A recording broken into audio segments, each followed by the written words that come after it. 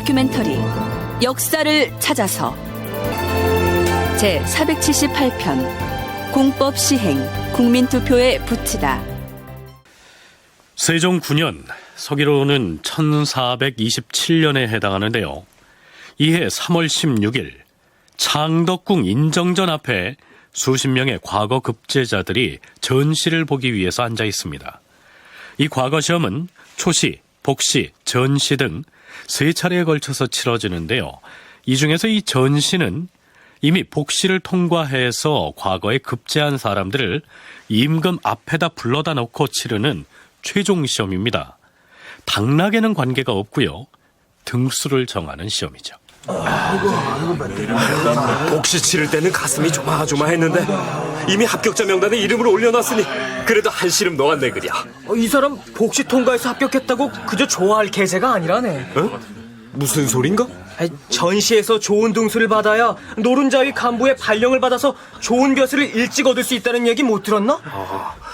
근데 이번 전시에서는 어떤 시제가 출제될 것이다. 뭐 이런 소문 혹시 못 들었나? 그걸 알면 내가 이리도 떨고 있겠나? 아마도 지금 국가가 당면하고 있는 문제에 대해 시무책을 논하라고 할 것 같긴 한데. 과거에 초시, 복시, 전시가 있는데 복시 단계에서는 합격 여부는 결정이 됩니다. 그리고 최종적으로 전시에는 등수만 결정을 하는 것이거든요. 근데 이제 등수만 결정할 때 그 책문을 가지고 대책이라고 하는 문제를 내고 거기에 대한 답안지로서 이제 책문을 이제 제시를 하는데, 현안이 이렇게 중요한 현안이 나올 때는 테스트를 하는 것이겠죠. 그래서 이제 누가 똑똑한지 한번 보자. 또는 예상하지 못했던 어떤 아이디어를, 이런 명민한 과거 합격자들은 굉장히 똑똑하고 명민한 사람들이니까 생각하지 못한 것들을, 얘기들을 들을 수도 있지 않을까라고 하는 기대감도 혹시나 있을 수도 있고요.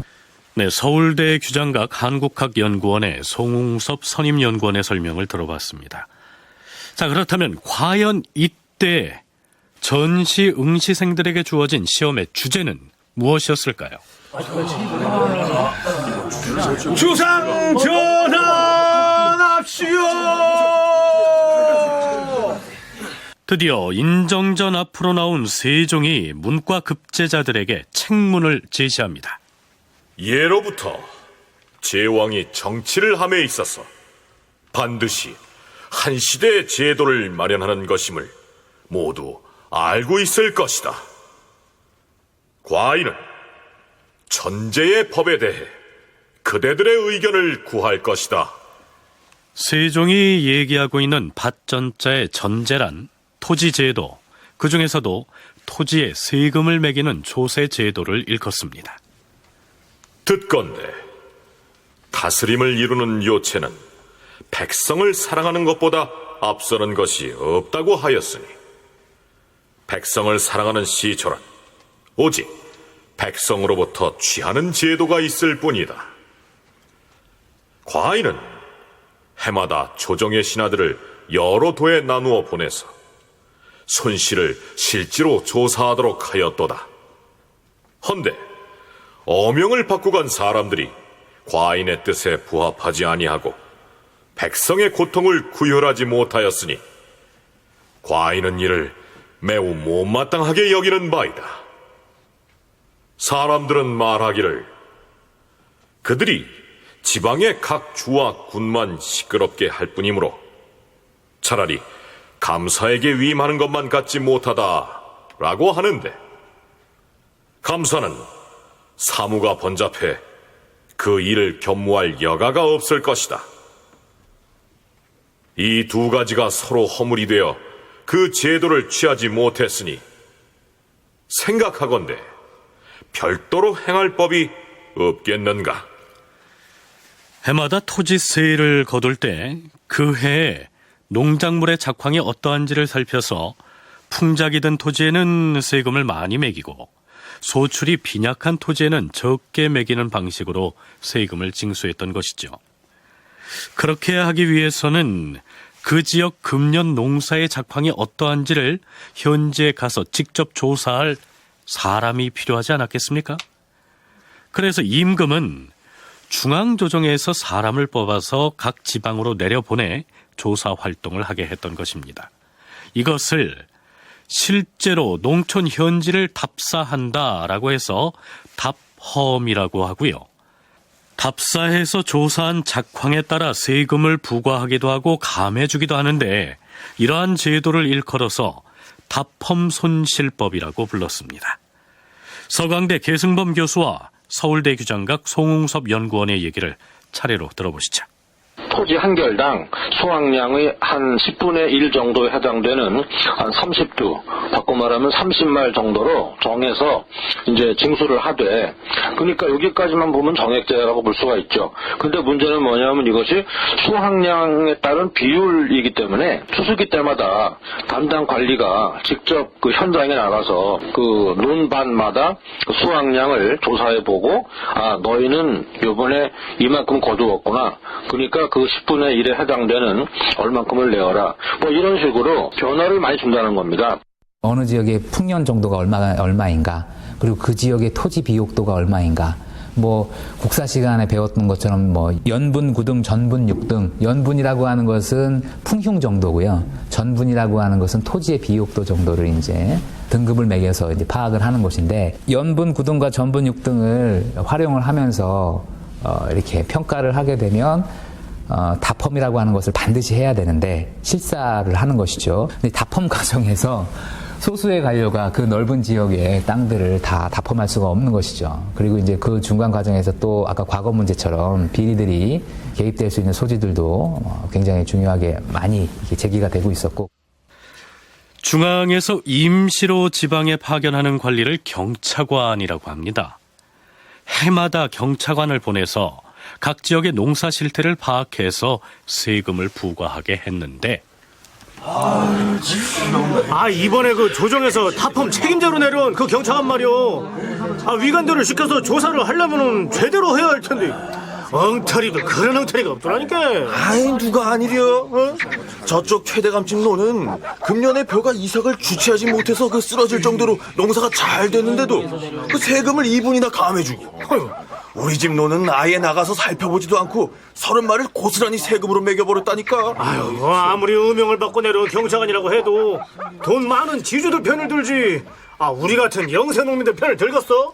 나는 그 조사 나온 위관들 얼굴도 보지 못했는데 대풍이 들었던 재작년하고 세금을 똑같이 내라 하니 이 억울해서 참을 수가 있어야 말이지.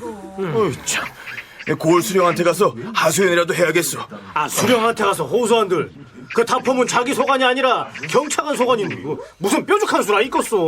그럴 바엔 차라리 임금님이 그 우리 고을의 감사를 답험 책임자로 임명하면 나을 텐데. 아이고, 감사는 그렇지 않아도 하는 일이 많은데 여기저기 들판 돌아다니면서 답험할 시간이 어디 있겠어? 1년에 한 번씩 전국적인 단위로 모든 그 논밭에 대해서 수확량을 실제 답사를 통해서 산출해낸다는 것은 이거 쉬운 일이 아니죠.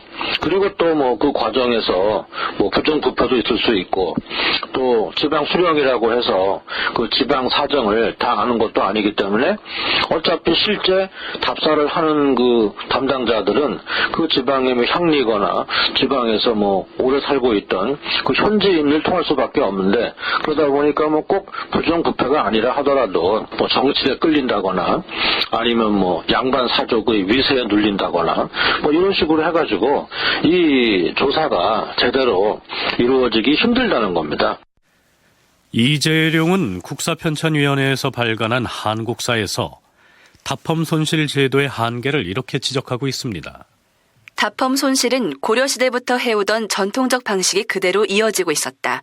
경차관의 지시를 받은 위관이 현지에 나가서 전답에 매 필지마다 일일이 답사하고 그 경작자를 상대해야 했다. 조사 업무를 부여받은 위관은 그 인원이 매우 많아서 조선 8도에 걸쳐 거의 1000명에 이르렀으니 공평하고 청렴한 품권을 그렇게 많이 확보하기도 어려웠을 뿐만 아니라 선발된 품관들 또한 전답에 매 필지마다 돌아다니면서 농민을 상대로 협상 실무를 맡으려고 하지 않았기 때문에 실제 답험은 그 지역의 지방관리들에 의하여 행해졌으므로 그 폐단이 매우 컸다. 자, 이러한 사정을 이미 파악하고 있던 세종으로서는 그처럼 부실한 답험의 결과에 따라서 세금을 부과하는 것이 공정과세를 기하는 데에 별 실효가 없다고 생각하고 새로운 제도를 고민하고 있었던 것입니다.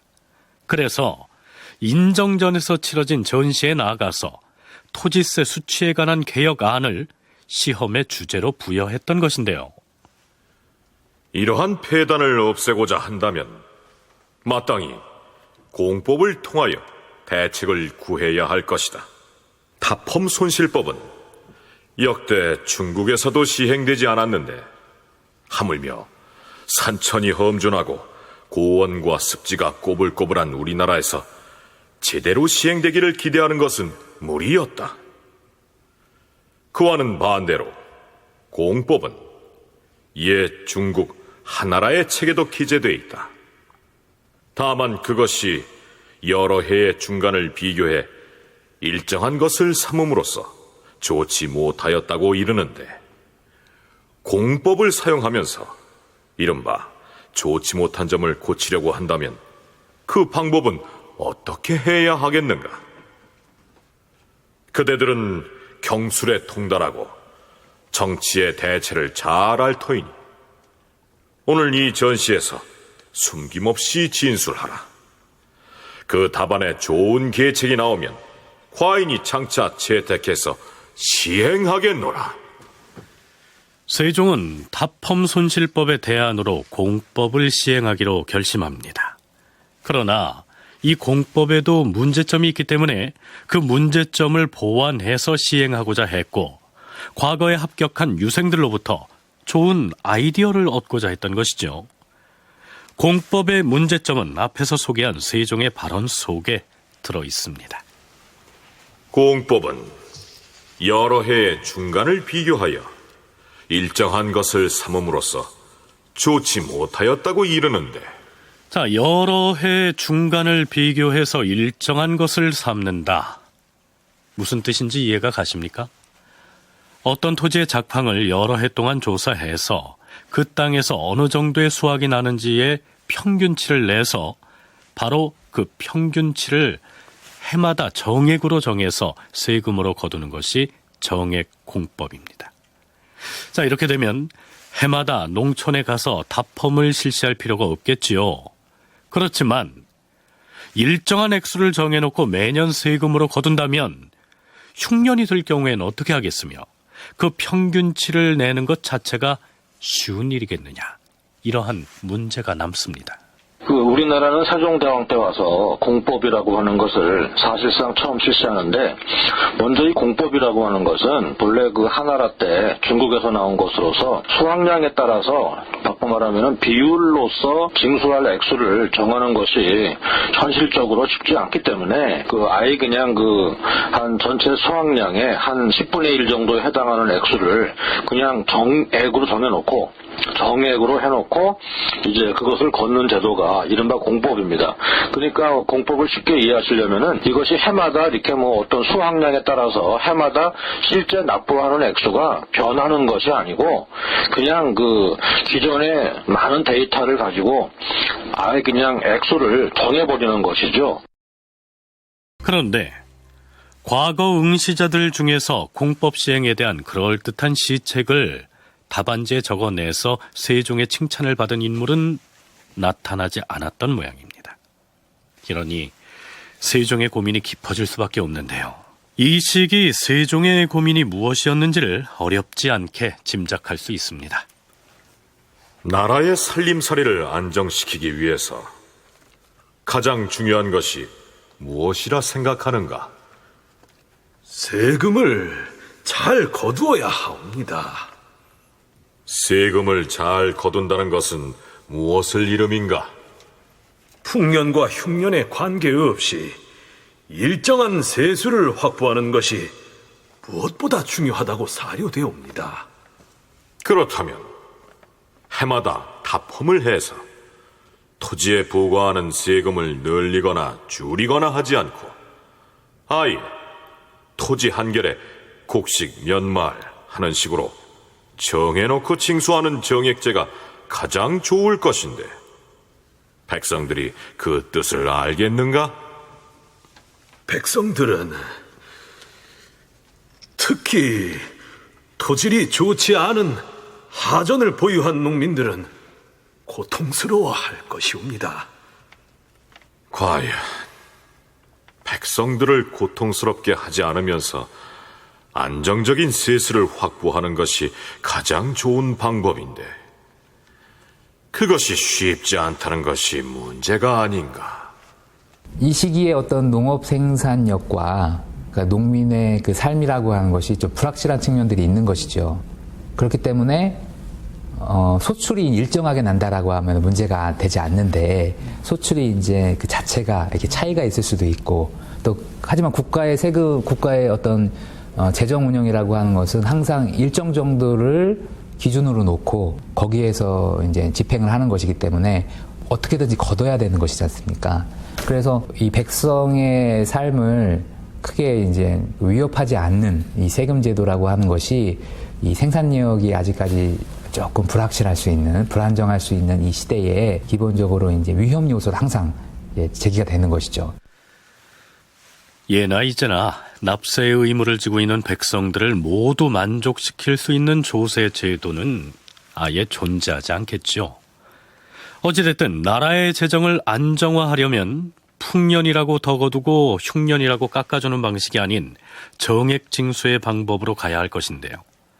납세자인 백성의 고통을 최소화하기 위해서는 그 정액 세금을 산출하는 근거 자료가 정밀해야 한다는 점입니다. 우리들의 항상 그 월급 통장을 봐도 알 수 있듯이 많이 들어오건 적게 들어온 간에 그 잔고라고 하는 것은 항상 그 까딱까딱한 이런 상황들을 우리들의 삶에서도 볼 수 있듯이 일반 백성들의 삶에 있어서도 정액제로 갔을 때 나타날 수 있는 위험 요소들이 있었던 것 같습니다. 그래서 세종의 기본적인 취지는 오랜 시간에 거쳐서 평균치를 잘 계산을 해서 너무 많은 것도 아니고 너무 적은 것도 아니고 부담을 주지 않는 적절한 수준에서 평균치를 잘 계산해서 정액으로 그 세금을 내게 하고 그런 거를 통해서 그 국가의 수치를 백성들의 삶을 두 마리 토끼를 다 잡으려고 했지만 그런 것들이 용이치 않았던 것이죠. 이것이 이제 세종대의 이 공법제도가 가지고 있는 딜레마라고 얘기할 수 있습니다.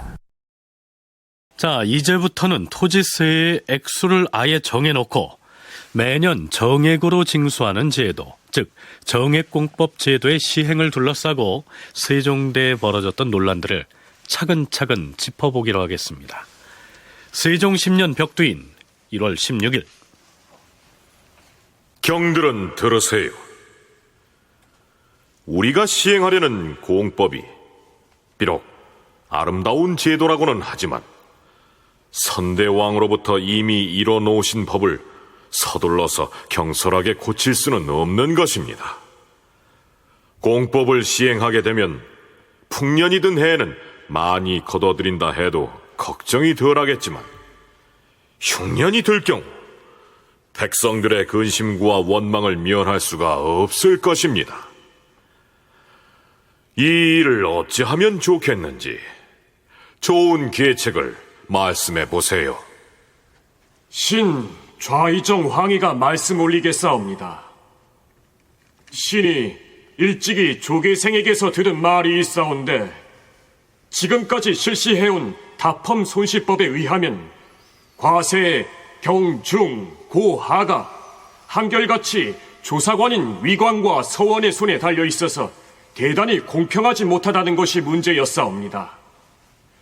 신은 원컨대 공법을 본떠서 시행하되 추수기마다 각 도의 각 고을로 하여금 농사의 풍경을 살펴서 3등분으로 나누어 아리게 하고 이에 따라 세를 징수하는 것이 옳을 것이라 사료되옵니다. 좌의정 황희의 이러한 제안에 대해서 호조 판서 안순 또한 찬성함으로써 어느 정도의 지지를 받은 것으로 보이는데요. 그러나 이러한 논의가 있었다는 사실만 실록에 올라 있을 뿐 세종이 이것을 어떻게 받아들였는지는 나타나 있지 않습니다. 그 대신에 세종 10년 1년 동안에는 전국 각지에서 대대적인 양전 사업이 시행됩니다. 우선 이 양전이라는 것이 무엇인지부터 알아보시죠. 양전이란 조선시대의 토지의 경작 상황을 파악하기 위하여 토지의 넓이를 측량하는 작업을 말한다. 국가에서는 20년마다 세율의 등급에 따라 분류된 토지를 분류하여 기록하였는데 세금을 거두어들이는 상황에 따라서 토지의 종류를 나누었다. 매년 경작하는 땅은 정전이라 하였으며 윤년으로 경작하는 땅을 속전이라 하였다.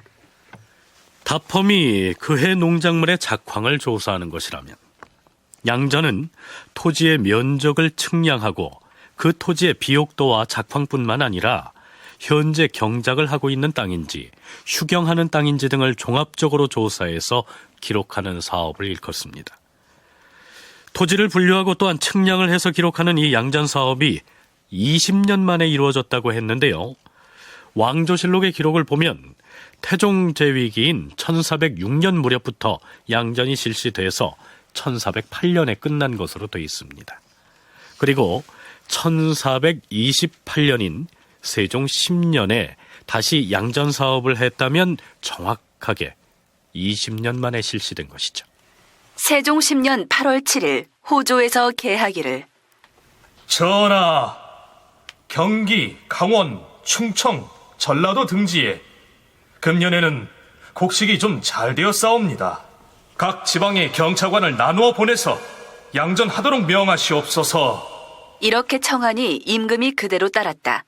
10하루 뒤인 8월 18일 찬성 권진이 아뢰었다. 전하, 신이 의류년에 사명을 받들고 외지에 나가 있을 때 지방에서 양전 작업을 하는 상황을 살펴볼 기회가 있었사옵니다. 하운데 어명을 받고 파견된 경차관이 토지를 분류하고 계산하는 방법을 알지 못하고 아무렇게나 하여서 착오가 매우 많았사옵니다. 이제부터 본격적으로 양전이 실시될 터이오니 마땅히 경차관을 파견하기 전에 미리 전답을 측량하고 계산할 수 있는지를 시험한 다음에 보내게 되면 착오가 거의 없을 것이옵니다. 뭐니? 양전이 얼마나 중요한 사업인데 그런 일이 있더란 말인가? 만일 계산하는 법도 모르는 자를 보낸다면 반드시 착오가 있을 것이니 경의 말은 진실로 옳도다. 그러자 호조 판서 안순도 나서서 아뢰었다. 전하, 양전을 하는 데에는 마땅히 사람을 먼저 택하되 적임자 여부를 가린 뒤에 보내는 것이 좋을 것이옵니다. 이렇게 되자 세종은 아예 양전 작업을 담당할 경차관을 지방에 내려보내기 전에 경차관 후보자들을 한양의 교회로 데리고 나가서 시험을 해보기도 합니다. 그 결과는 실망스러웠습니다. 양전을 하는 일은 어렵고도 어려운 일인 것이요. 그리하여 과인이 경차관 등을 데리고 교회에 나가서 밭 하나를 두고 시험을 하게 했는데 경차관들의 소견이 각각 다 다르게 나타났어요. 계산을 잘한다는 자들도 이와 같으니 하물며 그 나머지 사람들을 여러 도에 나누어 보낸다면 그 결과가 어찌 되겠어요? 우의정은 말씀해 보세요. 신 우의정 맹사성 아뢰옵니다. 양전을 할 때에 계산 잘하는 자를 뽑아 미리 익히고 시험을 보인 뒤에 여러 도에 나누어 보냈어도 오히려 토지의 경중을 제대로 판정하지 못하여 지금까지 근심이 되옵니다. 신은 생각하건대 계산하는 법에 정통하고 전지에 밝은 자를 뽑아 금년에 한 도만을 측량하고 명년에 또 한 도를 측량하게 하여 조선 8도의 토지를 8년 동안에 모두 마치게 하면 일도 급하지 않고 측량도 잘 할 수 있게 될 것이옵니다. 양전 사업을 8년 동안이나 하자는 말이오? 이 문제는 다시 의논해 아래도록 하시오. 네, 단순하게 토지 측량만을 하는 게 아니고요. 해당 토지가 비옥한 정도와 어떤 작물을 경작하고 있는지, 휴경을 하는 토지가 아닌지 등을 판별해야 했으므로 결코 쉬운 일이 아니었겠죠. 지력 회복을 위해서 경작을 쉬고 있는 농지에 대해서는 휴한법을 적용해야 했으니 양전의 임무를 띠고 파견된 경차관의 능력과 또 성향에 따라서 얼마든지 다른 결과가 나올 수도 있었던 것입니다. 그러나 드디어 양전 사업이 시행됩니다. 세종 10년 8월 7일 호조에서 아뢰기를 경기, 강원, 충청, 전라도 등지가 금년에 곡식이 좀 잘 되었으므로 경차관을 나누어 보내서 양전하는 게 좋겠다고 하자 임금이 그대로 따랐다. 세종 11년 11월 16일, 세종은 공법에 대한 논의가 지지부진하자 측근 신료들을 체근합니다. 그동안 공법의 시행을 논의하고도 지금까지 아직 아무것도 정하지 못하였다. 우리나라의 인구가 점점 많아지고 토지는 날로 줄어들어 의식이 넉넉하지 못하니 가히 슬픈 일이로다. 만일 이 법을 잘 세우게 된다면 반드시 백성들에겐 혜택이 돌아가고 나라에서도 조세 징수의 일을 간소하게 처리할 수 있게 될 것이다. 그러나 우선 이 법을 1, 2년간 시험해 보는 것이 옳을 것이다. 가령 토지 한 결에 쌀 15두를 받는다고 할 때 1년 수입이 얼마나 되며 10두를 받는다면 얼마나 되는지 호조로 하여금 계산해 보고하도록 하고 또 신민들로 하여금 아울러 그 가부를 논의에 올리도록 하라. 그 전에는 중앙에서 파견된 관리가 농사의 작황을 파악해서 대략 예상 수확량의 10분의 1을 거두었는데요. 이제는 그렇게 하지 말고 토지 1결에 정해놓고 쌀 15마를 받으면 징수할 수 있는 총 수입이 어떻게 되는지 혹은 10마를 받는다면 또 어떻게 되는지를 조사해봐라. 이러한 명을 내린 것입니다. 이렇게 되자 신료들의 발길이 분주해집니다. 그동안 각 지역의 답험 결과를 기록한 문서들을 수합해서 집계를 하라고 했는데 어찌들 되었는가? 하삼도의 답험 기록을 수합한 내역은 여기 있습니다. 이것은 경상도 쪽이고 여기는 전라도. 전라, 충청, 경상도 등 하삼도는 토질이 비옥하고 소출이 꾸준히 유지되어서 큰 문제가 아닌데 함길도, 평안도, 강원도 이쪽이 문제입니다. 함길도의 토지 양전 기록을 수합해 놓은 게 어디 있더라?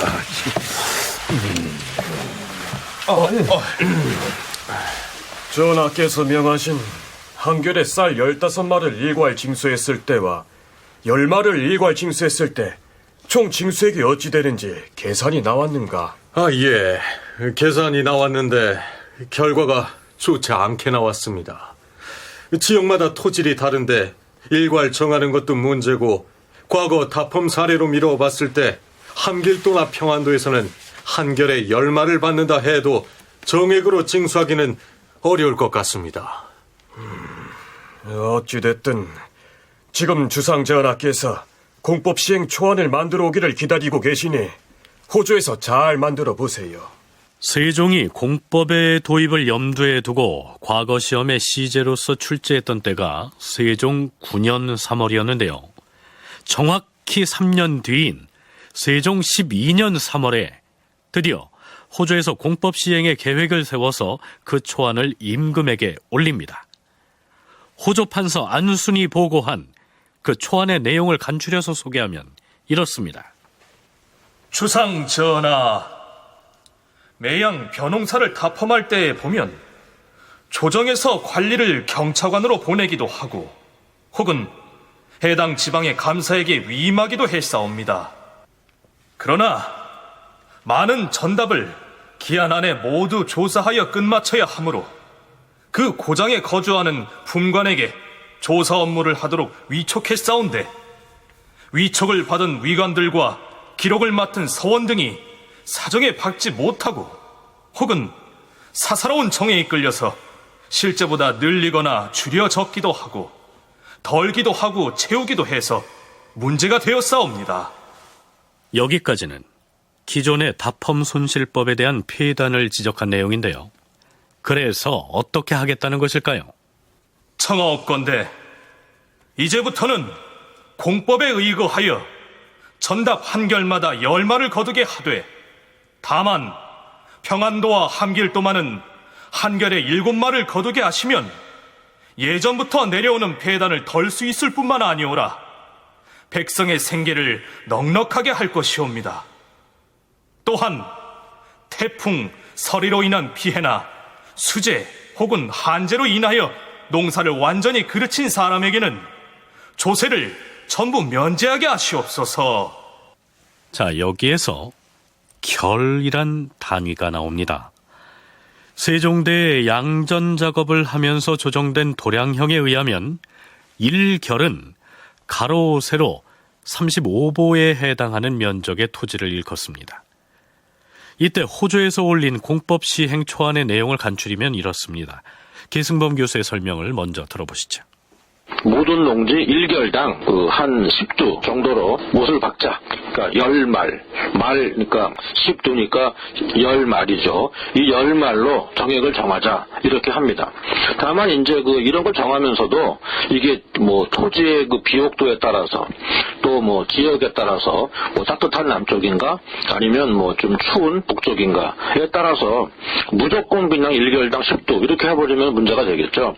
해서 일단 가장 누가 봐도 분명하게 좀 농사에는 불리하다라고 누가 봐도 인정할 수 있는 평안도와 함경도에 대해서만큼은 농지 1결당 7두로 이제 정합시다. 이렇게 이제 올린 것이 이 세종 12년 호도에서 올린 공법 초안의 바로 그 골자입니다. 그러나 세종은 호조에서 올린 초안을 놓고도 매우 신중한 자세를 보입니다. 그러나 호조 판서로부터 공법 초안을 보고받고 나서 세종이 내린 명령은 편전에 모인 신료들을 깜짝 놀라게 했습니다. 경들은 잘 들으시오. 지금 호조에서 공법 시행에 관한 계책을 발표했는데 과인은 가부 의사를 표하지 않을 것이오. 대신에 호조에서 마련한 이 초안의 내용을 널리 알려서 백성들의 가부 의사를 조사해 수합해 오도록 하시오.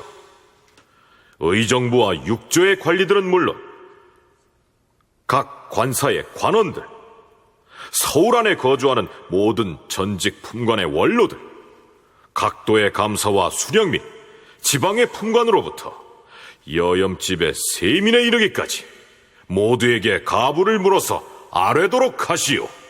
요즘식으로 말하자면 공법 시행에 관한 초안을 내걸고 국민투표를 실시했다. 비유적으로 이렇게 얘기할 수 있겠죠. 세종은 왜 이런 초유의 방식을 택했을까요? 송웅섭 연구원은 그 배경을 이렇게 설명합니다. 공법제도를 시행하는 과정에 있어서 이것이 과연 타당한 것인가 아닌가를 백성에게 직접 이렇게 관리들을 파견해서 여론을 수집해오게 하는 굉장히 많은 숫자의 사람들을 대상으로 한 17만이 넘는 사람들에게 이러한 여론을 이제 수렴하는 모습들을 볼 수 있는데 그만큼 공법제도가 가지고 있는 어떠한 의의에 비해서 현실적으로 시행하기가 어려운 부분들도 있었고요. 그래서 이제 백성들에게 나는 이만큼 노력한다라고 하는 것들을 보여줄 수 있는 것이기도 하고 국가에서 가렴주고 하기 위해서 많이 걷어들이기 위해서 하는 것이 아니라 합리적이고 효율적인 제도를 마련하는 것이다. 이런 취지를 좀 드러내는 필요도 있고 또 실제로 사람들이 이 공법제도, 새로 정비되고 있는 공법제도를 어떤 식으로 체감하고 있는가. 과거 응시생들에게 시무책으로서 공법에 관한 시제를 제시했던 대목이나 정승부터 일반 농민에 이르기까지 일일이 의견을 묻고자 한 것은 농업이 국가산업의 거의 전부였던 조선사회에서 토지세를 징수하는 것만큼 국가재정이나 백성들의 생활 측면에서 중요한 사안이 없기 때문이었겠죠. 물론 백성의 소리에 귀를 기울이기 위해서 노력하는 어진 군주로서의 세종의 모습을 읽을 수도 있을 것 같습니다. 세종의 입장, 국가의 입장에서는 일률적으로 일관되게 세금을 안정적으로 수취하는 것, 풍흉에 상관없이 이런 어떠한 목표가 있고요. 그럼에도 불구하고 백성들에게 과중한 부담을 주어서는 안 된다. 그리고 백성의 삶을 이제 피폐하게 하거나 백성이 유리도산할 수 있기 때문에 그러한 중요한 세금 이 항목인 전세를 정비하는 과정에 있어서 국가에서 안정적인 수치를 취하면서도 백성에게 부담을 주지 않는 방법이 뭐가 있을까? 이런 것들을 지속적으로 고민한 것이 세종대의 이 공법과 관련된 문제라고 할 수 있습니다. 네, 어찌됐든 이 공법이라는 정책을 두고 최초로 국민투표가 실시된 셈인데요. 그 결과는 어떻게 나왔을까요? 그해 12년 7월 5일, 그러니까 세종이 호주에서 올린 공법 초안을 보고받고 여론조사를 실시하라고 명한 날로부터 넉 달여가 지난 뒤인데요. 세종은 여론조사의 결과가 잠옷 궁금했던 모양입니다.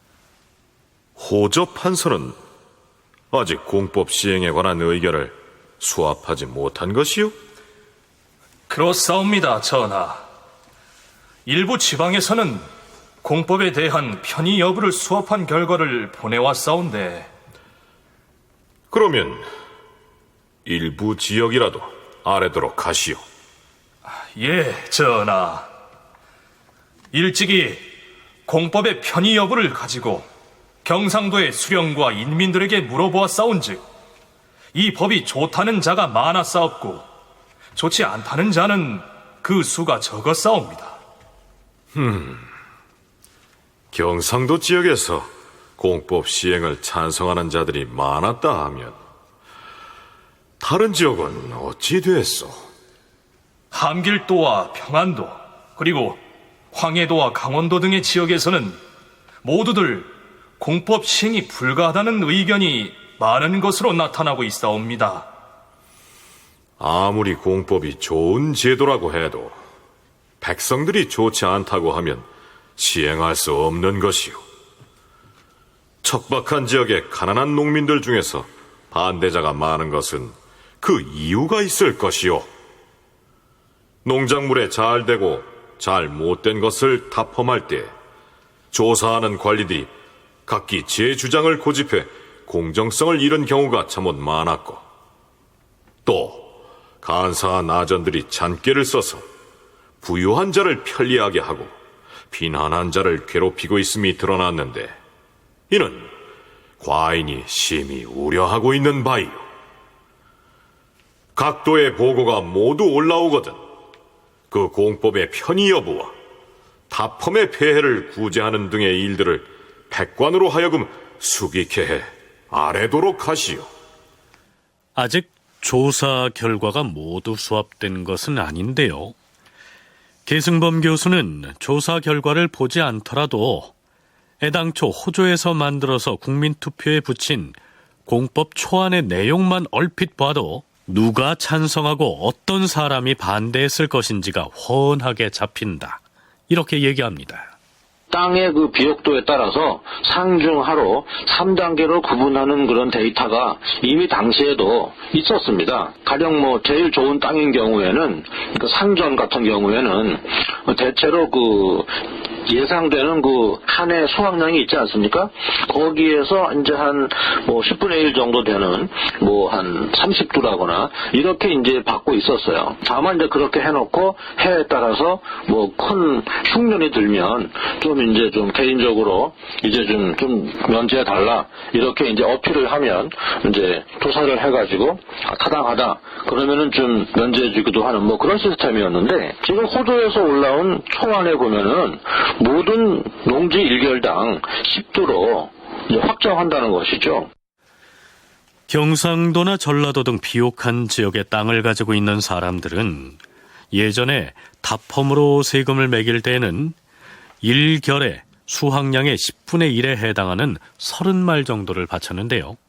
이번에 여론조사에 붙인 공법 초안에 의하면 한 결에 10말만 세금으로 내도록 못 박아놨으니 쌍수를 들어서 환영할 것은 당연지사란 얘기입니다. 물론 토질이 척박한 함경도나 평안도 지역 사람들은 그 반대겠죠. 좋은 땅을 가지고 있던 사람들 입장에서 볼 때는 이거는 뭐 그냥 뭐 횡재하는 거죠. 바꿔 말하면 거의 매년 평균적으로 한 1결에 대해서 30두 정도의 세금을 내오던 사람 입장에서 볼 때는 이제 이 공법만 시행된다면은 이제 1결당 이제 무조건 10두만 내면 된다는 거죠. 그러면 이거는 뭐 쌍수를 들어서 이제 환영할 일입니다. 근데 거기에 비해서 척박한 땅, 그러니까 상중하라고 할 때 하전을 보유한 사람들 입장에서 볼 때에는 당시에도 이미 그 한 10두 정도를 내고 있었습니다. 10두 정도. 그러니까 상전은 한 30두고 이제 하전은 한 10두 정도 이렇게 내고 있었는데 별로 뭐 좋아지는 게 없어요. 척박한 지역의 농민이나 지주들은 그동안에도 일결에 10마를 세금으로 바쳐왔는데요. 새로 시행하겠다는 공법의 초안에도 토지 일결에 10마를 바치도록 해놨으니 좋아진 것이 하나도 없었고, 더군다나 흉년이 될 경우에는 예전엔 다법 나온 조사관의 사정에서 세금을 삭감받을 수도 있었는데 새 공법에서처럼 아예 일결에 10마를 정액으로 못 박아버리면 대책이 없어진다는 얘기입니다. 드디어 세종 12년 8월 10일 주상 전환합시오.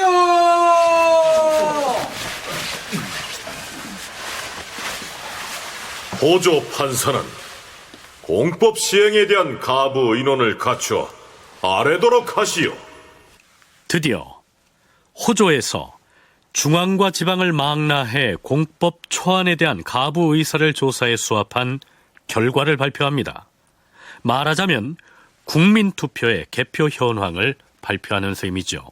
그 결과가 어떻게 됐을까요? 우선 서울 중앙조정관리들의 찬반 상황부터 살펴보시죠. 전하, 서울의 지돈령 부사 안수산, 총재 이천, 동지 총재 박규, 전 총재 이순몽, 전 동지 총재 이희귀, 전 도관찰사 이정간, 전 판목사 김사청, 전 중추원 부사 남실, 전 동지 총재 최견 등을 비롯하여 상품 이하의 관원 중에서는 현재 재직 중에 있는 259명과 은퇴한 전직 관료 443명 등은 공법 초안에 찬성한다 했사옵니다. 그리고 상품 이하 현직 관료 393명과 전직 관료 117명은 불가하다고 했사옵니다. 현직에 재직하고 있는 관리들의 경우에는 공법 시행에 반대한다는 의견이 100여 명이나 많았는데요. 반면에 은퇴한 전직 관료들의 경우에는 공법에 찬성하는 사람이 반대하는 사람보다 4배 가까이나 됐습니다. 자, 그렇다면 경기도는 어떻게 나타났을까요? 경기 지역의 수령 29명과 품관 촌민 등 17,076명은 모두 새 공법의 시행이 가하다고 하였고, 수령 5명과 품관 촌민 합계 236명은 모두 불가하다 하였다. 경기도의 도관찰사 최사의는 호조의 시한대로 공법을 시행하는 것은 문제가 있다고 말하였다. 전하, 경기 지역은 전답에 비옥하고 척박한 것이 일정하지 않아서 좋은 토지를 붙이고 있는 자는 한결에 10말의 조세를 부담하는 것은 너무 가볍고, 나쁜 땅을 붙이고 있는 자에겐 10말의 조세도 오히려 충당하기가 어렵사옵니다. 하오니 종전대로 하는 것이 더 좋을 것이옵니다. 만일 다시 공법을 정하려 하신다면 토지의 비옥함과 척박함을 변별하여 세 등급으로 나누어서 시행하게 하시옵소서. 자, 그러면 이번에는 호조의 공법 시행에 반대표가 많을 것으로 예상되는 지역의 여론을 살펴보기로 하죠. 평안도의 수령 6명과 품관 및 촌민 등 1326명은 모두 가하다 했사옵고, 관찰사 조종생과 수령 35명, 그리고 품관 촌민 등 28,474명은 모두 불가하다 했사오며, 황해도의 수령 17명과 품관 촌민 등 4,454명은 모두 가하다 하고, 수령 17명과 품관 촌민 합계 네, 개략적으로 정리하죠. 평안도는 1,300여 명 찬성의 반대가 28,000명, 황해도는 4,500여 명 찬성의 반대가 16,000여 명, 지금의 함경도죠. 함길도는 찬성이 달랑 75명이고 반대가 7,400여 명으로 나타납니다. 강원도 역시 찬성은 939명인데 1000명이 채 못 되지요. 반대는 7천여 명입니다. 이들 지역은 대체로 토지가 척박해서 작황과는 관계없이 매년 정액으로 세금을 징수하는 데 대해서 아주 적극적인 반대 의사를 나타냅니다. 참고로 강원도를 대표해서 반대 의견을 표명한 관리들은 누구이고 왜 정액공법 시행에 반대하는지 그 내용을 살펴보죠. 강원도 관찰사 조치, 원주 판목사 전흥, 춘천부사 이한경, 회양부사 이원비, 간성군수 이사임, 평창군사 김유보 등이 불가하다 하였다. 이들은 이렇게 아뢰었다. 전하, 강원도는 토지의 비옥함과 척박함이 각기 다릅니다. 또한 더러는 땅을 묵히기도 하고 개간하기도 하는 등 산 위에 화전의 경작이 몹시 많으므로 이전에 하던 대로 답험을 하여 손실에 따라서 조세를 거두는 것이 옳을 것이옵니다. 자, 그렇다면 이제는 아랫지방의 3계도, 즉 하삼도의 여론이 어떠한지 알아보시죠. 공법 시행의 편의 여부에 관해 충청도에서는 어떤 의견이 나왔습니까? 말씀 올리게 싸웁니다.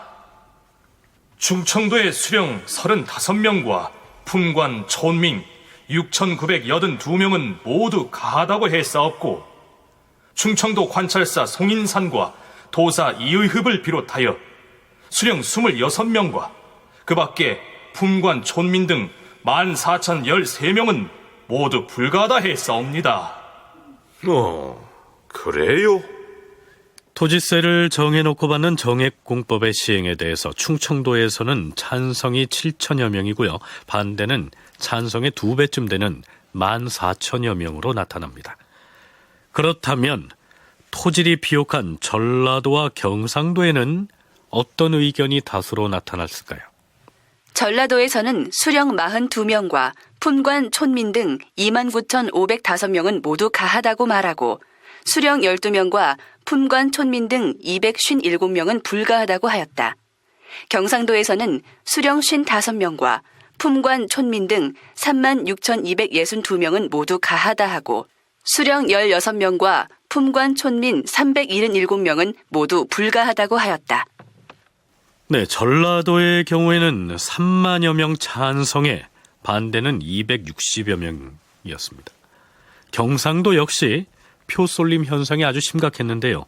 찬성 3만 6천여 명에 반대는 고작 377명으로 나타난 것입니다. 자, 이 여론조사 결과에 대해서 송웅섭, 계승범 두 전공학자는 이렇게 분석합니다.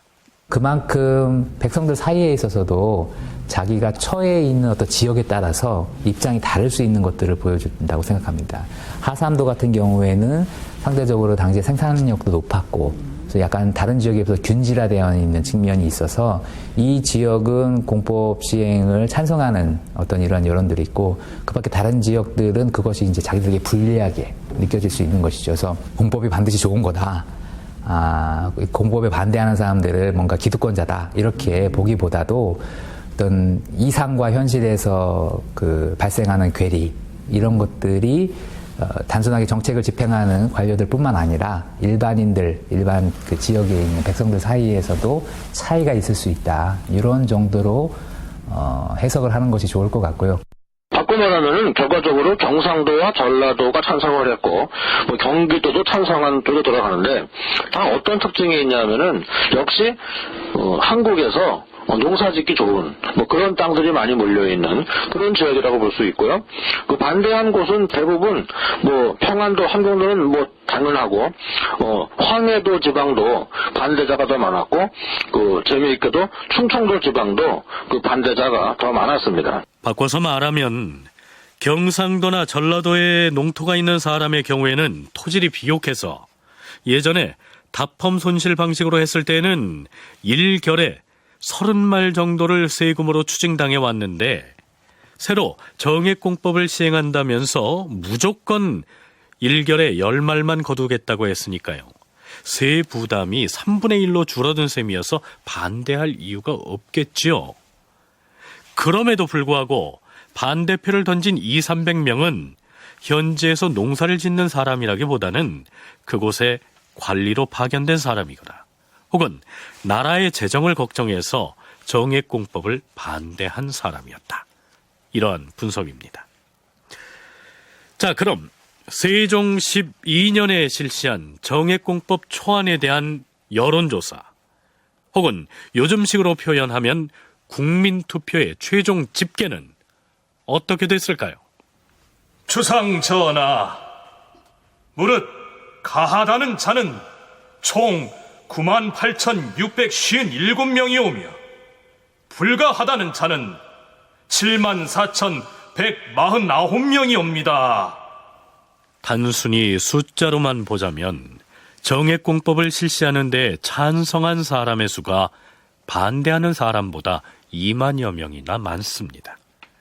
그러나 그 찬성표의 대부분은 농업 인구가 많고 상대적으로 토질이 비옥한 경상도와 전라도의 압도적인 지지에 의한 것이기 때문에 선뜻 다수결을 선택할 수는 없었던 것이죠.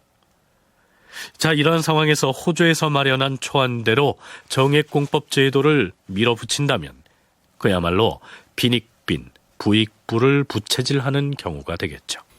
만일에 억지로 공법을 행하게 되면 유리도산하거나 혹은 사망하는 백성이 나올지 모르는 일이 아닌가. 이 법을 갑자기 시행하기엔 어려울 것 같다. 그러나 당초에 대신들과 의논에 정한 일이라 과인이 혼자 마음대로 할 수 없으니 충분히 의논해 다시 아뢰도록 하라. 자, 이렇게 해서 조세 제도에 대한 개혁안으로 기세 좋게 추진하려고 했던 정액공법 제도는 일단 보류가 됩니다.